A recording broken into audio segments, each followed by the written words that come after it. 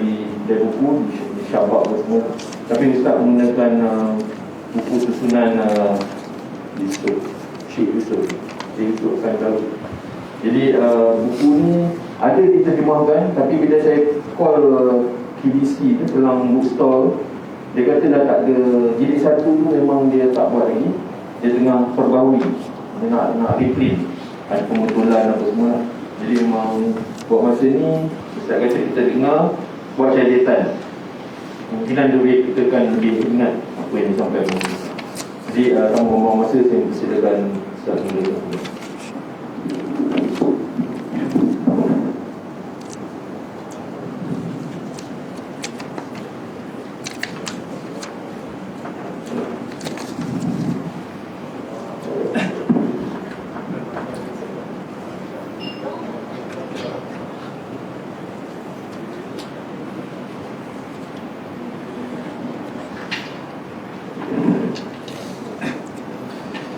Bismillahirrahmanirrahim.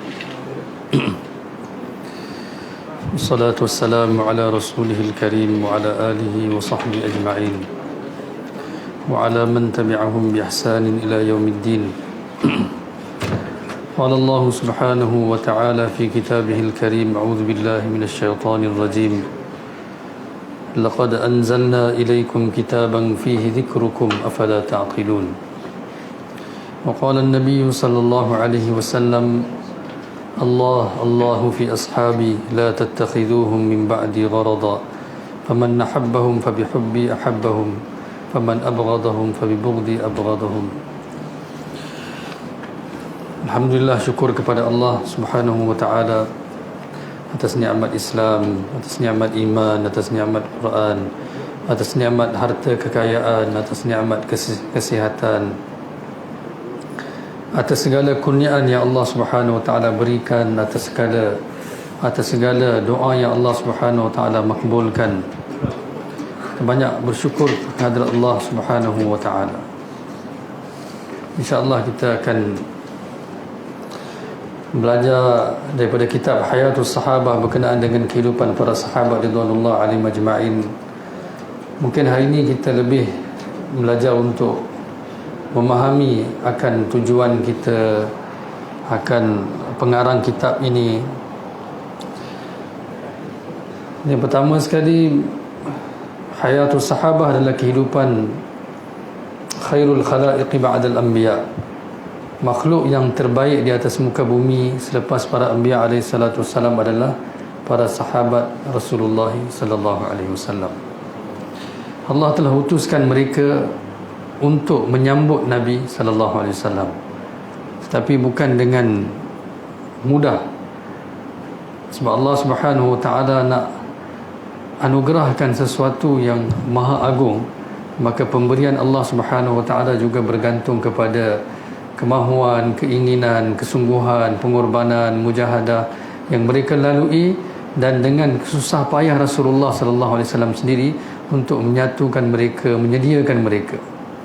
Sehinggalah ke satu tahap dalam peperangan Badar, itu perang pertama yang kita belajar dalam Islam, di mana kita lebih kurang jumlah 313 ni, bukan actual numbers, lebih kurang 313, di mana Rasulullah sallallahu alaihi wasallam pada malam peperangan Badar, Nabi doa, Allahumma in tuhlika hadhil isabah fala tu'bad. Ya Allah, hari ini yang ada ni, mereka inilah yang terbaik yang boleh saya ada, yang mampu, yang mana yang saya perlukan, inilah mereka ni, golongan Muhajirin dan Ansar yang ada pada hari ini. Dan Nabi sallallahu alaihi wasallam kata, ya Allah, kalaulah mereka ini kau musnahkan hari ini, maka tak akan ada siapa lagi yang sembahmu di atas muka bumi. Kerana inilah mereka yang akan bawa agamamu, akan tersebar, yang akan menyebarkan agamamu ke seluruh alam, yang akan bawa agamamu dan sampaikan ke seluruh alam. Para sahabat telah laksanakan tanggungjawab yang Rasulullah sallallahu alaihi wasallam berikan kepada mereka, seperti mana dengan sebaiknya Rasulullah sallallahu alaihi wasallam tunaikan tanggungjawab yang Allah berikan kepada Rasulullah, dengan sebaik itulah para sahabat telah sambut amanah yang Rasulullah berikan kepada mereka juga. Oleh kerana itulah bila Rasulullah sallallahu alaihi wasallam wafat, kita dalam bulan Rabiul Awal ni kita banyak bicara akan kelahiran Rasulullah, kurang bicara tentang kewafatan Rasulullah sallallahu alaihi wasallam. Sebenarnya berita yang confirm, yang pasti, tarikh yang kita ada adalah tarikh kematian Rasulullah sallallahu alaihi wasallam. Kelahiran tak ada tarikh yang confirm. Yang kita ada adalah tarikh kematian Nabi sallallahu alaihi wasallam. Tapi kita kurang ceritakan akan kewafatan Nabi sallallahu alaihi wasallam. Bila Rasulullah sallallahu alaihi wasallam wafat, sebelum Nabi wafat, Nabi telah bentuk satu jemaah yang nak diutuskan ke Syam. Yang Nabi telah tetapkan amir jemaah itu adalah Usamah bin Zaid. Ketika itu Usamah berusia 17 ataupun 18 tahun. Dan dalam jemaah tu ada orang seperti Sayyidina Abu Bakar, Sayyidina Umar, semua dalam jemaah tu. Oleh kerana itulah di zaman pemerintahan Sayyidina Umar, bila mana Usamah datang bertemu dengan Sayyidina Umar akan bangun, dia kata, wahai amirku, wahai amirku. Sahabat kata, kenapa panggil dia amir sedangkan tuanlah Amirul Mukminin? Dia kata tak. Kata Rasulullah lantik dia sebagai amir sebelum Rasulullah wafat untuk jemaah kami yang Nabi utuskan ke Syam. Ini jemaah kedua yang Nabi utuskan ke Syam. Bila Rasulullah sallallahu alaihi wasallam wafat, maka kewafatan Rasulullah sallallahu alaihi wasallam itu menyebabkan berlaku huru-hara di Madinah. Dan musuh daripada sekitar Madinah dah mula buat persiapan untuk menyerangi Madinah. Musailmah Kadzab daripada belah sini, Kaisar daripada belah sana, tentera Rom. Maksudnya dalam keadaan huru-hara. Ketika itu Sayyidina Umar kata kepada Abu Bakar radhiyallahu anhuma, kata, saya rasa eloklah kita tahan dulu jemaah Usamah bin Zaid ni. Maksudnya jemaah yang kita sepatutnya pergi, jangan kita gerak sekarang. Sebab apa? Dalam keadaan ini tak boleh tinggalkan Madinah. Kalau kita tinggalkan, mereka akan serang. Jadi kita tak boleh tinggalkan Madinah. Sayyidina Abu Bakar radhiyallahu anhu kata kepada Sayyidina Umar, keputusan ini dibuat oleh Rasulullah sallallahu alaihi wasallam dan Rasulullah menerima wahyu. Maksudnya Nabi buat keputusan ini berdasarkan wahyu yang mana Allah tahu Rasulullah dah wafat dan ketika jemaah ini akan bergerak.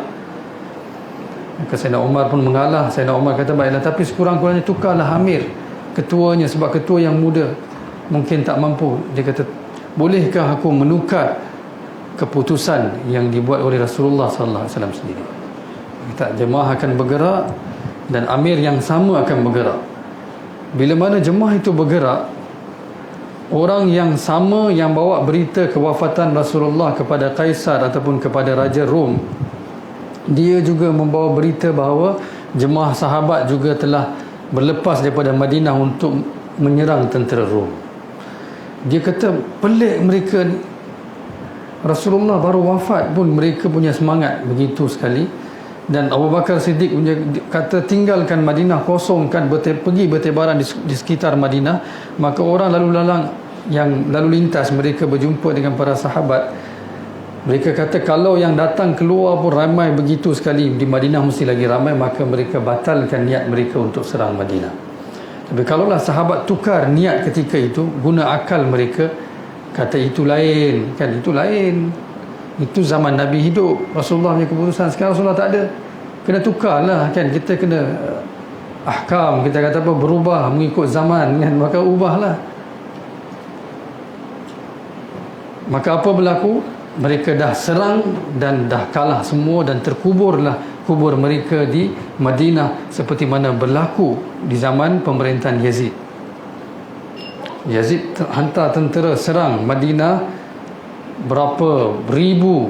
Anas radhiyallahu anhu kata, anak keturunan saya sahaja dalam peristiwa Harrah lebih 100 orang daripada anak beranak saya saja yang dikebumikan di Baqi' dalam serangan yang dibuat oleh Yazid. Kalaulah mereka berada di Madinah, dihantar Muslim bin Uqbah datang, dikepung Madinah 3 hari kata tempoh, tak nak surrender. Yazid kata dia, lepas 3 hari aku bagi engkau 3 hari, buat apa saja. Dia rogol wanita-wanita Madinah, tentera ni. Abu Bakar Siddiq, sahabat Nabi, kan. Itu Yazid bukan sahabat, walaupun dia anak kepada sahabat, tapi dia bukan sahabat. Abu Bakar Siddiq kata biarlah, dia kata wanita-wanita Madinah ni walaupun dibunuh dan sehingga tak ada siapa nak uruskan jenazah, tapi saya tak boleh tukar keputusan yang dibuat oleh Rasulullah sallallahu alaihi wasallam. Dan dia kata ayan qusuddin wa ana hayyun, mana mungkin agama berkurangan sedangkan aku masih hidup lagi. Ini kata siapa? Sayyidina Umar radhiyallahu anhu, Sayyidina Abu Bakar radhiyallahu anhu. Inilah para sahabat, mulianya mereka sebab apa? Mereka serahkan sepenuhnya kepada Rasulullah. Maksudnya Rasulullah buat keputusan apa, baiklah, tak ada tanya lagi dah kenapa, bagaimana, sebab apa. Saya cerita dalam peperangan Badar tadi, ini mukaddimah yang saya bagi tentang sahabat. Kata kenapa agungnya para sahabat, kenapa kita nak belajar tentang mereka. Dalam peperangan Badar, Sa'ad bin Mu'adz radhiyallahu anhu, Rasulullah sallallahu alaihi wasallam tanya kepada seorang-seorang, macam mana hari ini kita datang keluar mula bukan tak tahu kata nak perang, sekarang ni nak perang. Jadi macam mana kita ada 313 orang, pedang pun tak bawa, keluar untuk pergi bukan tujuan perang. Maka Sa'ad, seorang-seorang kata teruskan ya Rasulullah, tapi Sa'ad kata apa, ya Rasulullah, pergilah maju ke depan, bawalah kami panjat ke gunung, kami akan panjat, terjunlah masuk ke lautan, kami akan pergi, kami akan ikut kamu, kami tak akan kata seperti mana kaum Nabi Musa kata idhab anta wa rabbuka faqatila innaha huna qa'idun. Kami tak akan kata pergilah kamu dan Tuhan kamu wahai Musa, kami duduk sini. Kami akan kata idhab anta wa rabbuka wa nahnu ma'aka muqatilun ataupun muttabi'un. Pergilah ya Rasulullah, dengan bantuan Allah kami akan bersama denganmu, sentiasa di belakangmu, di mana saja kau bawa kami pergi, kami akan ikut. Ini sahabat punya semangat. Itulah Allah muliakan mereka. Ayat saya baca ayat pertama tadi, laqad anzalna ilaikum kitaban fihi dzikrukum. Allah kata kami turunkan Quran cerita tentang sahabat Rasulullah dalam Al-Quran. Mulianya mereka. Daripada mereka Allah tunjuk juga daripada mana datangnya mereka. Umar radhiyallahu anhu satu hari dia bagi khutbah ketika Islam di kemuncak kemenangan. Ini para sahabat tak sama macam kita. Kita baru menang sikit, saya lah kan, semua kita. Ini beza, kalau kita nak tahu beza kita dengan mereka. Mereka menang pun mereka kata saya tak buat apa-apa. Dalam kemuncak kemenangan, Kaisar Kisra masuk Rom, Parsi jatuh ke tangan orang Islam. Dia naik atas mimbar, dia khutbah, dia kata aku ni dulu satu masa dulu aku nak mengembala unta pun tak pandai, kata. 3-4 hari aku mengembala, aku dapatlah segenggam bijiran cukup untuk aku seorang je makan. Tapi hari ni aku kononnya bangga, kata akulah yang memerintah Hijaz, Rom, Syam, ni semua. Diturun daripada mimbar. Abdul Rahman bin Auf tanya, kata kenapa cakap macam tu? Dia kata sebab terdetik dalam hati saya, kononnya Umar dah hebat sekarang. Kalau kita katalah saya memang dah hebat sekarang kan? Eloklah berilah anugerah kepada saya, anugerah orang yang terhebat mereka. Sayyidina Umar kata nahnu qaumun azzanallahu bil Islam, kami hanya mulia kerana Islam, kalau tidak kami tak ada apa-apa. Itu sahabat Rasulullah sallallahu alaihi wasallam. Dalam Fatah Mekah kan, Rasulullah masuk tunduk kepala, la ilaha illallah wahdah sadaqa wa'dah wa nasara 'abda wa a'azza jundah wa hazama al-ahzab wahdah. Tiada Tuhan selain Allah, dialah yang bantu kami, dialah yang tewaskan musuh kami, dialah yang buat segala-galanya, bukan kami. Itu mafhum yang kita baca takbir raya. Nabi baca ketika pembukaan kota Mekah. Bagi kredit semua sahabat buat. Sayyidina Umar buat, Sayyidina Abu Bakar buat, Sayyidina Uthman buat, Sayyidina Ali buat, Sayyidina Hasan buat. Tu Nabi sallallahu alaihi wasallam kata, sayakunu ba'di, kan,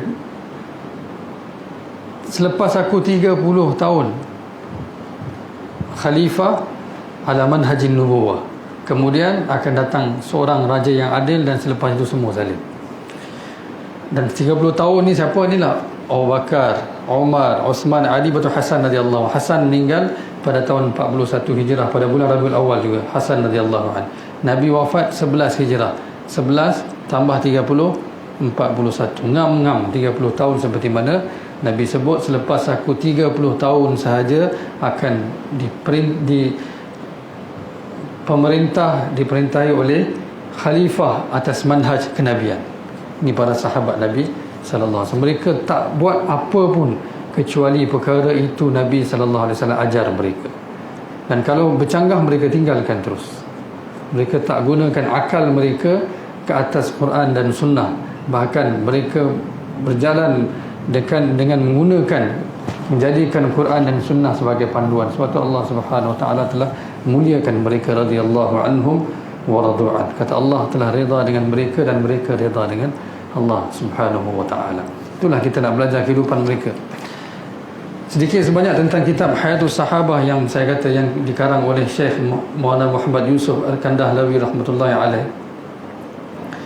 Dalam dunia tidak ada lagi kitab Hayatus Sahabah ataupun yang dituliskan berkenaan dengan kehidupan para sahabat sehebat kitab ini tadi. Kalau kitab lain kita belajar, dia akan tulis okey, nama contoh Zaid bin Harithah, dia lahir bila, dia besar bila, tak.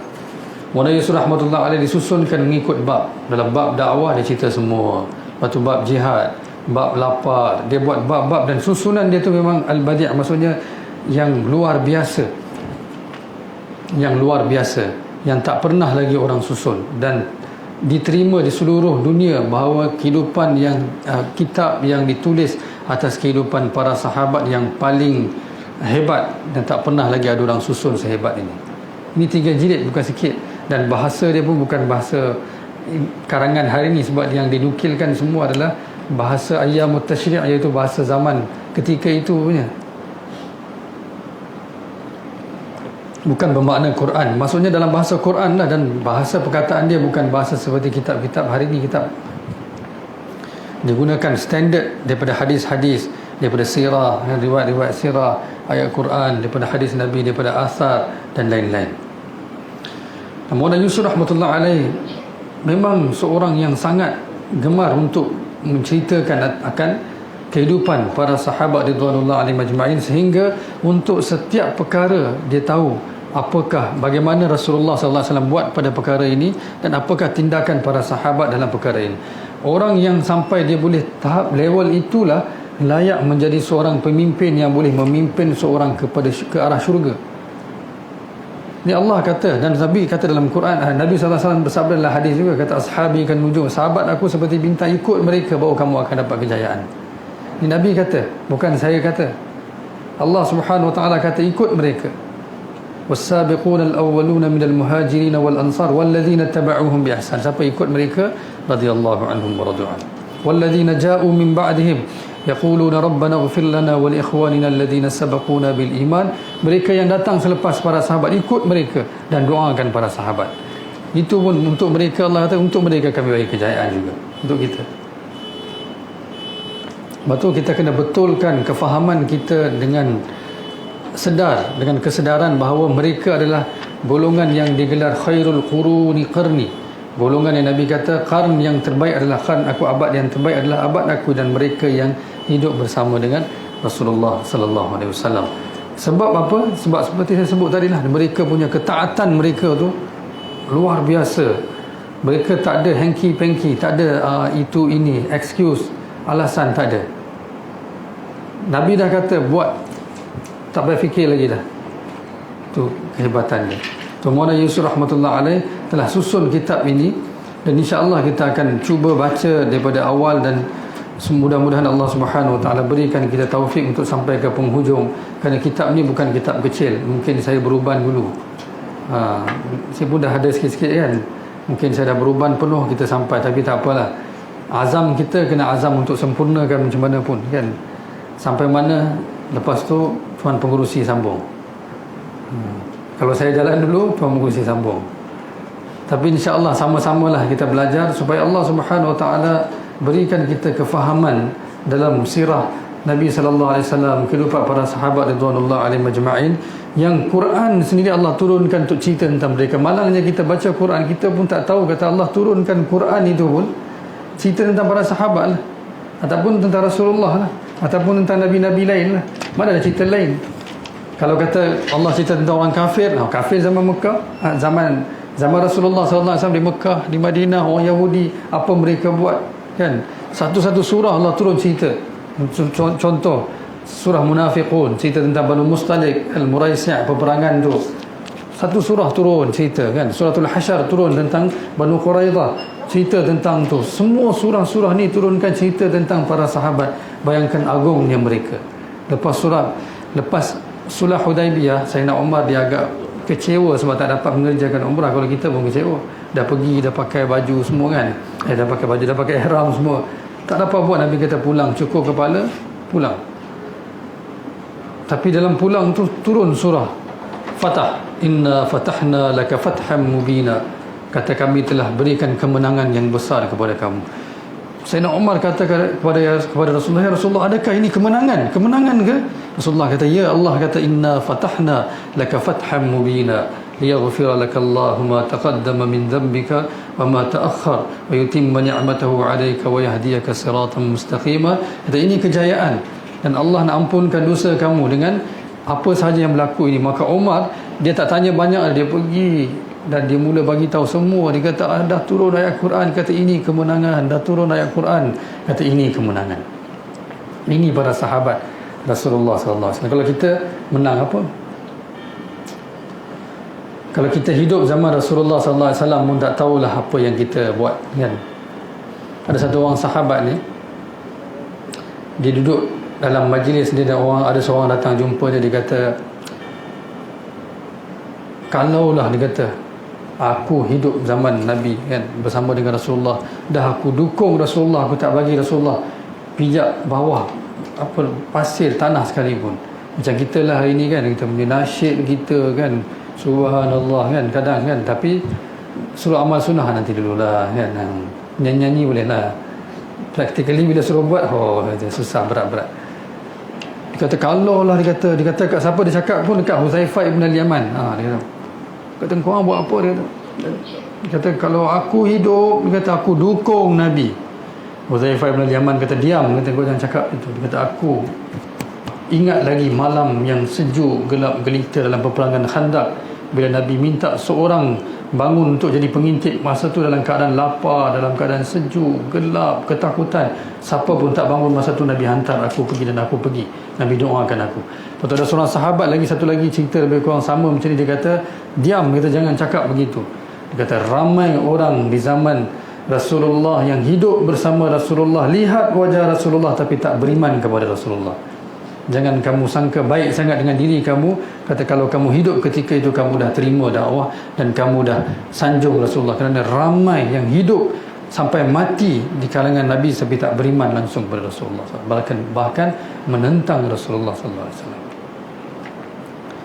Kita boleh menyanyi dah, lau kana bainal habib, kalaulah Rasulullah ada. Bagus keinginan setiap orang mukmin, tapi belum tentu kalau Rasulullah ada hari ini kita mampu mendampingi, berkhidmat ataupun membantu Rasulullah seperti mana para sahabat Nabi buat, seperti mana Abu Bakar Siddiq buat, seperti mana Umar buat. Kita tak mampu tuan-tuan, kita tak mampu. Minta maaf lah kan, dah pukul 12 dah isteri marah nanti kan, balik rumah.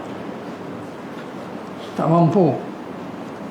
Para sahabat dalam satu peperangan, bila Nabi sallallahu alaihi wasallam pulang, sebelum Nabi sampai lepas peperangan Uhud, sebelum Nabi sampai ke Madinah, perempuan ni tunggu dapat berita anak kamu dah syahid.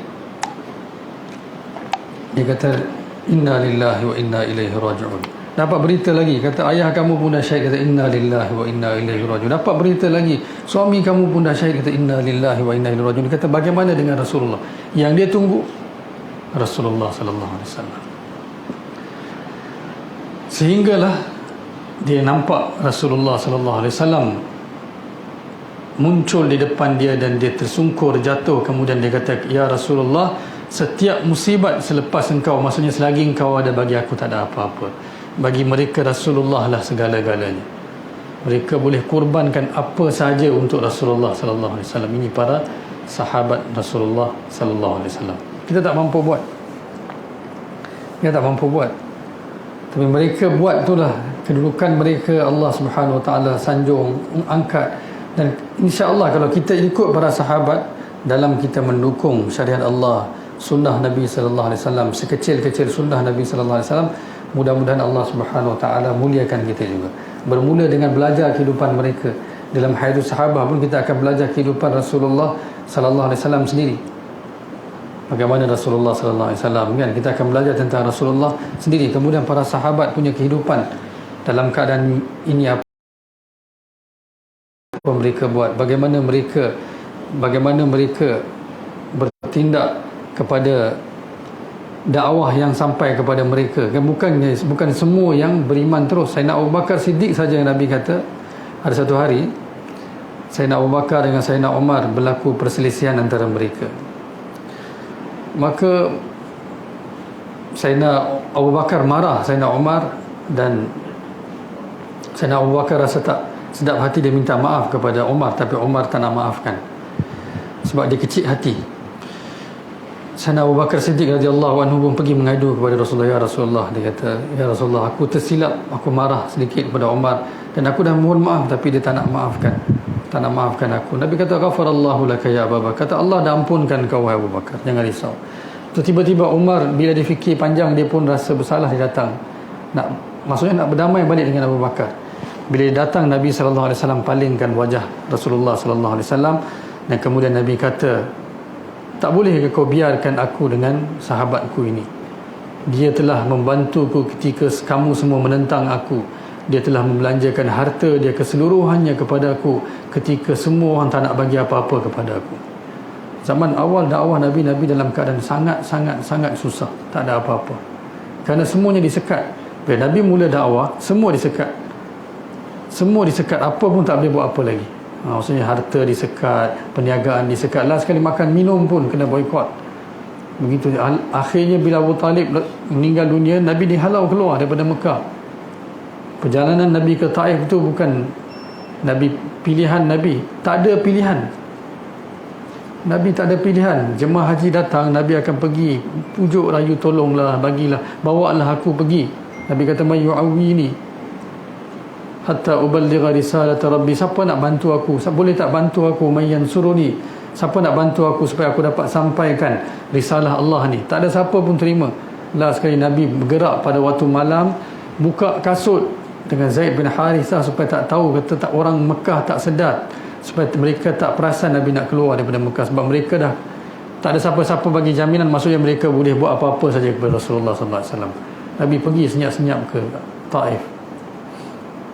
Itu keadaan Nabi pada permulaan Islam, tak ada apa. Tu akhirnya seorang para sahabat, semua mereka yang masuk Islam ni, mereka bukan masuk Islam macam kita punya masuk Islam. Sayyidina Ali radhiyallahu anhu umur dalam 7 tahun ketika itu dia masuk Islam, dia paling kecil sekali. Nabi SAW bila turun ayat wa anzir ashiratakal aqrabin, Nabi kumpulkan semua keluarga Nabi dalam rumah. Ini pertama, Nabi kumpul, Nabi buat kenduri, Nabi masak masakan ikut kemampuan Nabi, yang bagi makan kepada mereka. Kemudian sebelum mereka bangun keluar, Abu Lahab dia sengaja dia bangun, dia keluar dulu. Dia dah tahu Rasulullah nak cakap sesuatu, dia tak nak bagi Nabi sampaikan dakwah. Tapi hari ketiga bila Nabi dah berulang kali buat perkara yang sama, Nabi SAW bangun. Nabi kata, Allah Subhanahu Wa Taala telah berikan aku tanggungjawab untuk sampaikan syariat Allah. Siapa di kalangan kamu yang sedia membantu aku? Semua bangun pergi macam tu saja. Ketika itu Sayyidina Ali radhiyallahu anhu, dia kata kepada Rasulullah, dia pergi depan pintu, bila dia tengok seorang pergi, tak ada siapa, maka dia kata, ya Rasulullah, kata, saya akan bantu engkau ya Rasulullah. Masa tu usia dia berapa? 7 tahun, tak ada apa-apa. Sebab tu masa itulah Nabi SAW kata, siapa yang taat Sayyidina Ali, maka dia taat aku. Tapi begitu gembira, walaupun dia kecil masa tu, tapi kesungguhan dia sampai Rasulullah kata, siapa yang taat dia taat aku. Ini para sahabat radhiyallahu anhum, kekuatan mereka dapat ni bukan kerana kita kata kalau Rasulullah SAW ada ketika itu, mungkin tak. Sebenarnya banyak orang yang ada ketika itu mereka tak beriman. Daripada keluarga Nabi sendiri mereka tak beriman. Sebab tu Allah kata, kami bagi hidayat kepada siapa yang kami kehendaki. Ini bukan halwa telinga, maksudnya suara dia merdu, semua orang suka. Ini bukan macam tu. Ini pengorbanan. Nabi tumpahkan darah Nabi SAW. Tapi tentangan demi tentangan yang Nabi SAW hadapi, Nabi berlumuran darah Perjalanan Taif ni tuan-tuan, sebenarnya kita belajar sekerat jalan saja, kita tak pernah dengar betul-betul apa yang berlaku. Lontaran batu yang boleh menyebabkan sampai mengalir darah ni bukan perkara kecil. Batu ni bukan pedang, bukan pisau yang hiris keluar darah. Batu ni dia lebam okey lah, patah okey, boleh berlumuran darah tu. Boleh bayangkan betapa banyak batu mereka lontar kepada Rasulullah sampai berlumuran darah. Dan Nabi pengsan, baling batu sampai pengsan tuan-tuan. Zaid bin Harithah dukung sampai musuh nampak masa tu pun dia pun menangis tengok keadaan Nabi. Dia kata apa yang korang buat dengan Muhammad ni?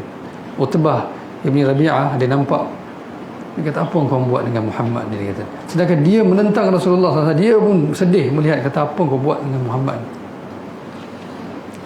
Tuan-tuan, sahabat sahaja seperti Zaid bin Harithah yang saya sebut tadi, mereka ni sahaja yang setia bersama Rasulullah sallallahu alaihi wasallam fi sa'atil usrah, pada ketika susah, ketika senang, mereka tak tinggalkan Rasulullah sallallahu alaihi wasallam. Laqad radiyallahu 'anil mu'minina idh yubayyi'unaka tahta asy-syajarah. Mereka baiat dengan Rasulullah sallallahu alaihi wasallam pada peperangan Hudaybiyah tu. Hudaybiyah bukan peperangan sulh, pendamaian Hudaybiyah tu. Itu pun mereka datang tak ada apa-apa. Nabi kata sekarang kita nak perang, mereka sedia tak sedia? Semua Nabi kata jom baiat atas aku. Semua datang baiat dengan Nabi SAW. Allah turunkan ayat, kata Allah redha dengan mereka sebab mereka tahu kata nyawa mereka dalam bahaya. Mereka kata apa untuk Rasulullah. Sebab Abu Sufyan kata apa, ma ra'aitu ahadan yuhibbu ahadan ka hubbi ashabi Muhammadin Muhammada. Kata aku tak pernah lihat seseorang yang disayangi, ataupun aku tak pernah lihat seseorang yang menyayangi seseorang melebihi para sahabat Rasulullah. Itu para sahabat Muhammad menyayangi Muhammad. Tak pernah aku lihat ada orang yang lebih disayangi daripada disayangnya mereka kepada Rasulullah sallallahu alaihi wasallam. Para sahabat, mereka sanggup buat apa saja. Mereka sanggup kata biarlah kau nak bunuh aku dulu, aku tak akan. Dan itulah semangat yang mereka bawa sehingga Allah berikan kemenangan dalam hidup mereka lepas Nabi dah wafat pun. Satu kisah masyhur yang kita selalu dengar, bila mereka berhadapan dengan tentera Rom kalah. Minggu pertama, serangan pertama dalam peperangan Yarmouk. Peperangan Yarmouk ni adalah serangan yang mereka buat kepada tentera Rom. Tentera Rom ni the world power masa tu. Serangan pertama mereka buat 1 minggu, mereka kalah. Sehinggalah datang jemaah muhajir, Ikrimah, Abu Sufyan, Suhail bin Ammar. Mereka ni semua daripada golongan yang masuk Islam kemudian. Tapi mereka nak kejar. Maka Sayyidina Umar kata kau pergilah perang. Nanti saya cerita dengan detail nanti bila sampai kisah ni. Jadi bila mereka sampai sana, mereka berjaya tewaskan. Hari itu mereka serang. Ikrimah dibuka baju besi, dia kata siapa nak bayar atas tangan aku untuk mati di jalan Allah. Mereka serang dan mereka berjaya hari itu. Maka ketua dia kata macam mana boleh kalah, kata. Tadi orang ni ada senjata yang luar biasa, tak ada. Mereka ramai daripada kita ke? Kata mana mungkin, kata. Itu macam mana? Semua diam. Tiba-tiba ada seorang tua daripada kalangan mereka, dia bangun. Dia kata satu perkara saja, dia kata. Dia kata setiap daripada mereka ni suka mereka yang mati dulu sebelum sahabat mereka mati. Dan kita pula, kita semua nak kalau boleh kawan kita mati dulu sebelum kita. Itu yang menyebabkan mereka menang, kita kalah. Engkau dulu, aku agama perlukan aku, orang kampung perlukan aku lagi, kau pergi dulu. Kalau aku mati kan, siapa nak jaga kampung ni, kau pergi dulu. Sahabat pula kalau boleh dia yang nak mati dulu. Itu sahaja punca kejayaan mereka, dia beritahu. Maka Panglima Rom kata, kata betul. Kata inilah kelebihan yang sahabat ada. Yu'thiruna ala anfusihim, ya Allah sebut inilah. Yu'thiruna ala anfusihim walau kana bihim khasasa. Mereka utamakan orang lain walaupun diri mereka sendiri dalam kemusnahan, dalam kebinasaan. Ansar, Nabi kata bila susah mereka depankan diri mereka, bila senang mereka depankan orang lain. Kata nak kau pergilah makan, kau pergilah ambil. Sebab itulah kita belajar kehidupan mereka, barulah kita tahu selama ni berapa salah, berapa banyak prinsip-prinsip yang kita tetapkan dalam kehidupan kita yang kita buat syok sendiri saja tanpa kita mempelajari contoh-contoh yang Nabi sendiri kata mereka itu contoh kamu. Ashabi kan nujum fa bi ayyihi muqtadaitum ihtadaitum.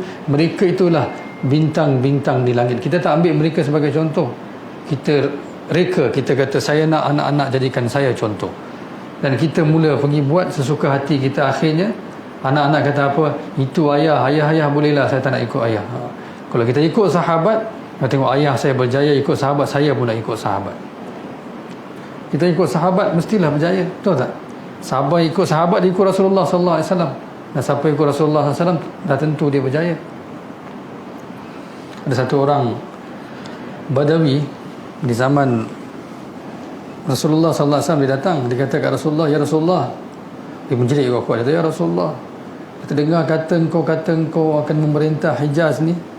Dia tak masuk Islam lagi masa tu. Nabi kata betul, dan engkau akan lihat dengan mata kamu sendiri.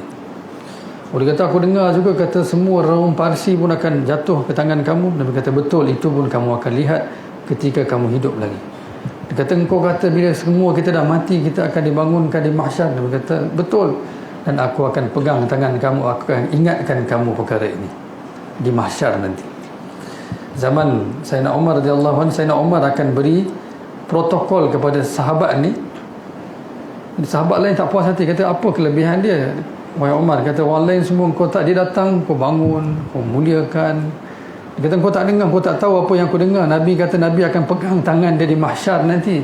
Dia kata kalau Nabi pegang tangan dia, aku pun akan jumpa dengan Rasulullah kalau aku buat baik dengan dia.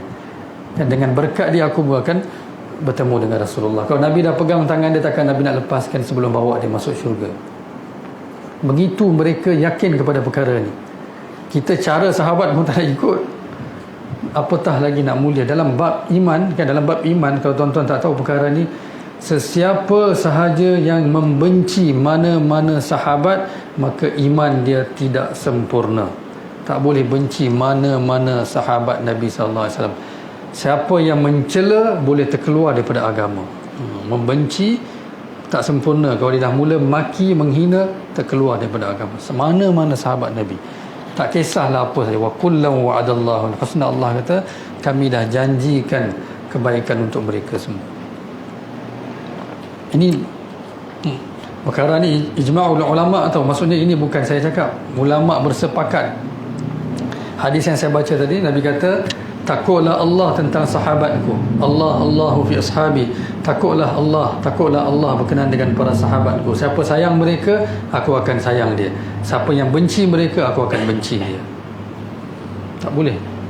Dalam bab iman, tak boleh langsung. Kita tak boleh main ala sahabat je.